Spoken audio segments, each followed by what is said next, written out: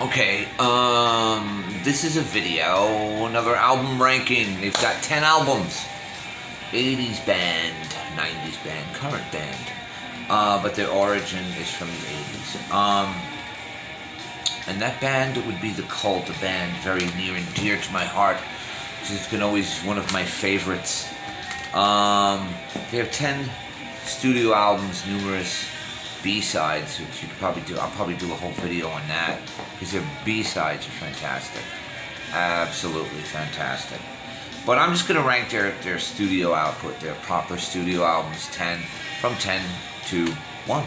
So, here we go. At number 10, this was a bit of a comeback album. Came out 2000, 2001. This is the Beyond Good and Evil. Okay? It's a little glare there. There you go. Beyond Good and Evil. Produced by Bob Rock. Not a bad. They don't have really a dud in their canon, but there's something missing from here. There's some good stuff on here. American Gothic. The single Rise, that's fantastic. That's right up to it. All this primo stuff. But number 10. Beyond Good and Evil, 2001.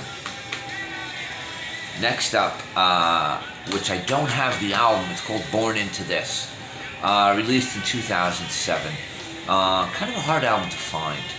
I don't think it sold that well, but still, some decent tracks on there, like Tiger and the Sun, Illuminated. Just as good as anything they've ever done. Not a bad album. Just, I put that at number 9, Next up, what is this? 1991, Ceremony.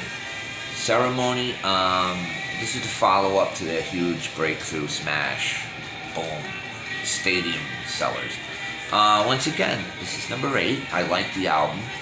They got a lot of trouble for this album cover. They apparently didn't have permission from the family or the indigenous boy.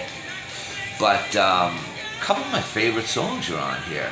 White, which is one of my all-time favorites. Wild Hearted Son, kind of similar sounding to Firewoman, but still good. Ceremony, that song is great. Wonderland, once again, not a bad album. Indian's a really cool song, but White, standout track on here for me. This is number 8. Okay, and then number 7, we have Hidden City. Hidden City. Hidden City was released in 2016.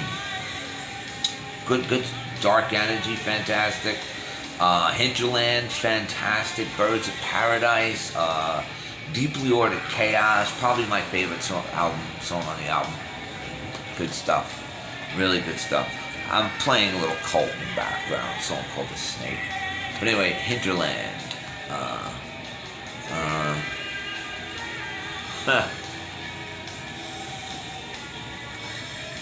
I'm not sure what that means.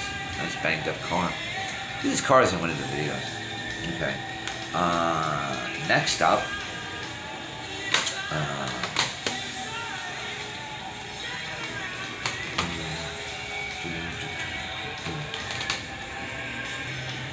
Okay, next up we got Choice of Weapon, number 6. Again, this is a really good album. Great packaging too. Some interesting pictures there. You can see it's almost like a book. Pretty cool packaging. Skulls. It's a good album. Honey from the Knife, excellent. The Night in the City Forever, excellent. Amnesia, The Wolf, Elemental Light. I actually saw them on this tour at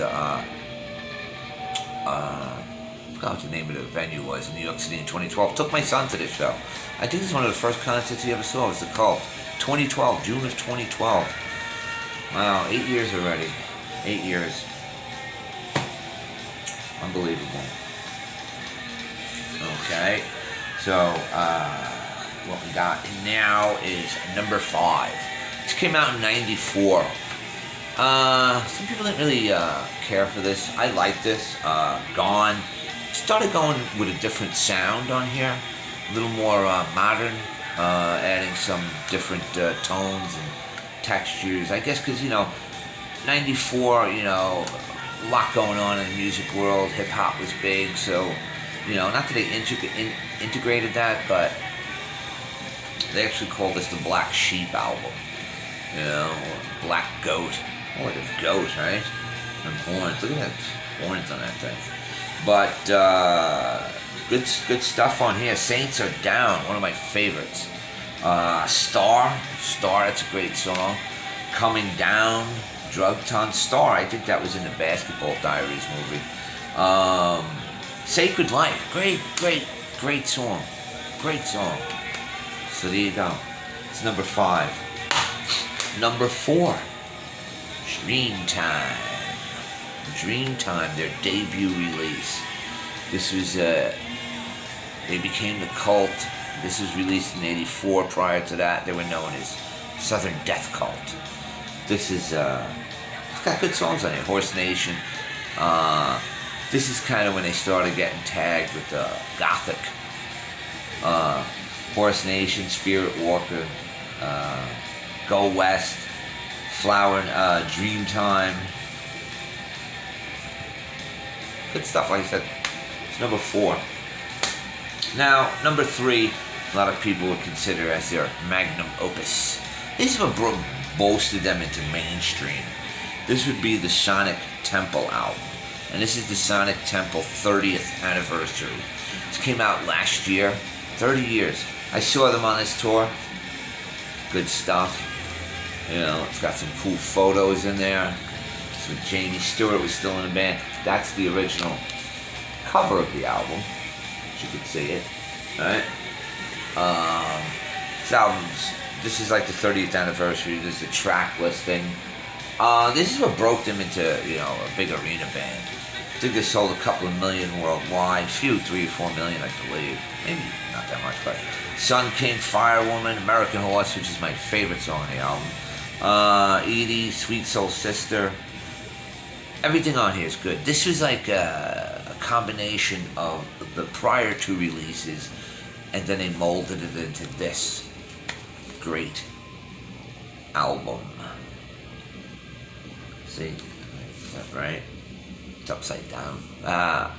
The Cult, Sonic Temple 30. I like the packaging on this. I bought it. A lot of tracks on here. A lot of different tracks. They have a lot of demos. Some of the demos are really good. I like it. Number 3, the Rick Rubin produced Electric. This came out in '87. This is after they had originally recorded the album and then scrapped the whole thing. The original album was called Peace. And then they scrapped the whole thing. See, this is some of the singles, a little double. And Rick Rubin recorded the whole album, and they named it Electric. Alright, it's a Wildflower single. I saw them 3 times on this tour. I saw them at the Ritz in New York, and then I saw them at the Felt Forum, and then I saw them open for Billy Idol on his Whiplash Smile tour.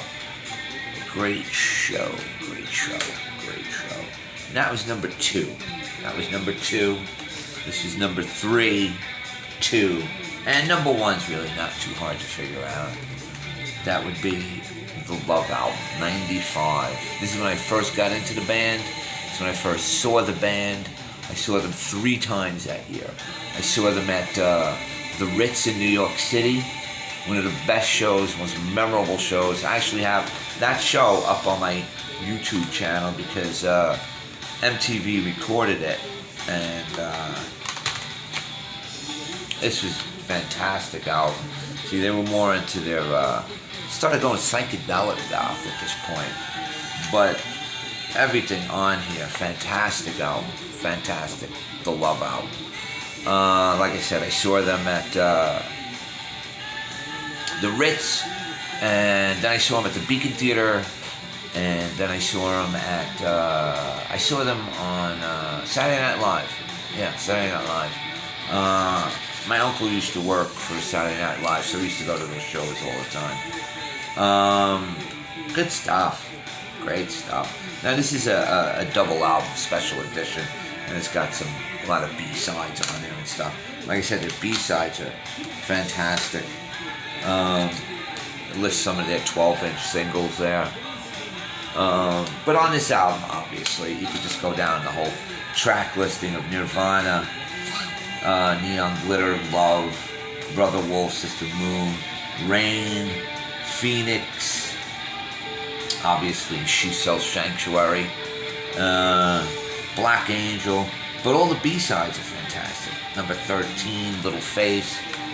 But there you go, that's the number one album. Number one album. I hope they put out another one. I'd like to hear more music from them. The Cult, number one, Love. Was anybody surprised? Number 2, Electric. 3, Sonic Temple. Dreamtime. The Black Sheep album is number 5. Weapon of Choice is number 6. Hidden City, number 7. Number 8, Ceremony. Number 9, Born to This, which I don't have. Just a pink album. Says The Cult. And Beyond Good and Evil, number 10. To round it out. There you go. The Cult.